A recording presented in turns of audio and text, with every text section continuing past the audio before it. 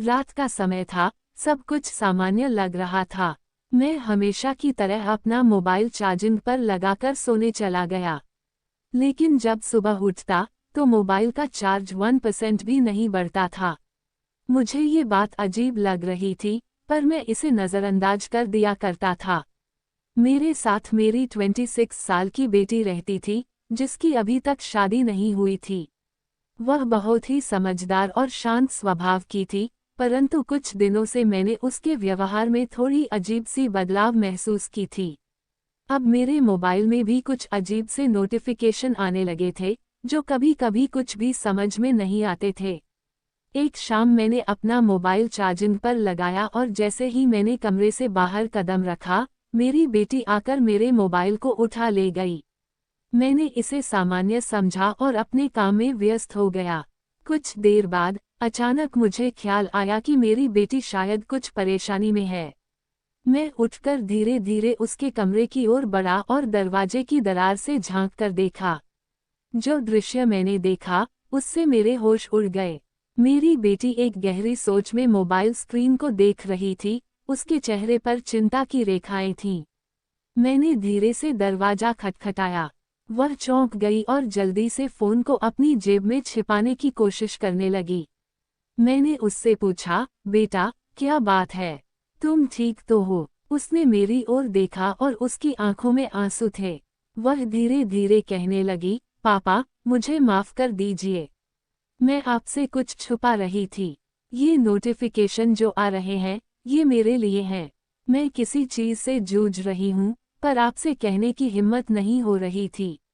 मुझे उसकी बातें समझ में नहीं आ रही थी, पर मैंने उसे दिलासा दिया और कहा, बेटा, जो भी बात है, मुझसे खुलकर कहो।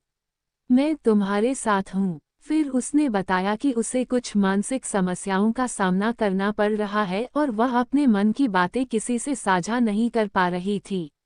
मेरे दिल को ठेस लगी, लेकिन मैंने उसे समझाया कि जीवन में ऐसे कठिन समय आते हैं और हम मिलकर इसे पार करेंगे।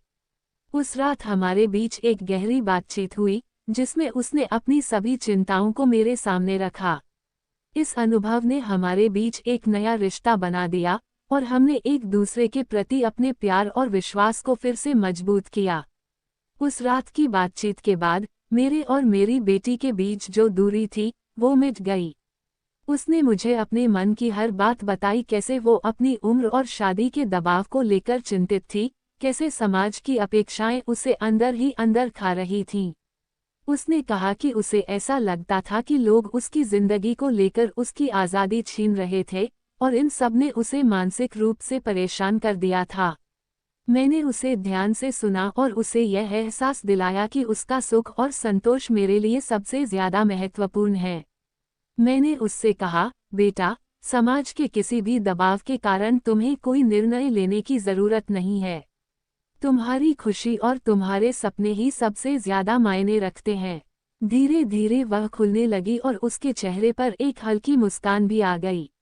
मैंने उसे सलाह दी कि वह अपने दिल की सुनकर अपने जीवन के फैसले खुद ले।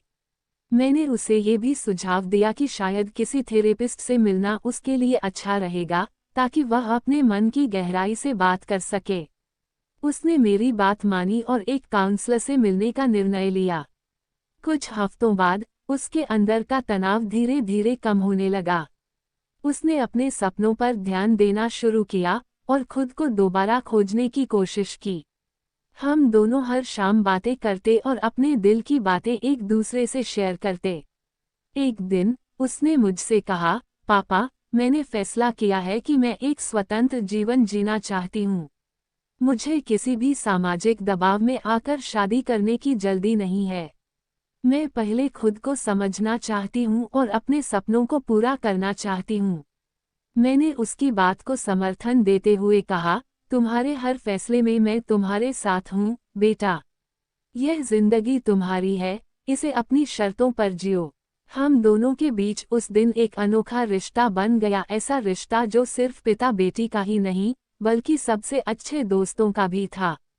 मैंने महसूस किया कि हमने साथ मिलकर उस मानसिक बाधा को पार कर लिया है, जो उसे परेशान कर रही थी। अब वह अपने जीवन के सफर में नई ऊर्जा के साथ आगे बढ़ रही थी, और मैं गर्व से उसे देख रहा था। मुझे खुशी थी कि मैंने उसे अपना भरोसा और समर्थन दिया और आज वह अपनी जिंदगी को अपनी शर्तों पर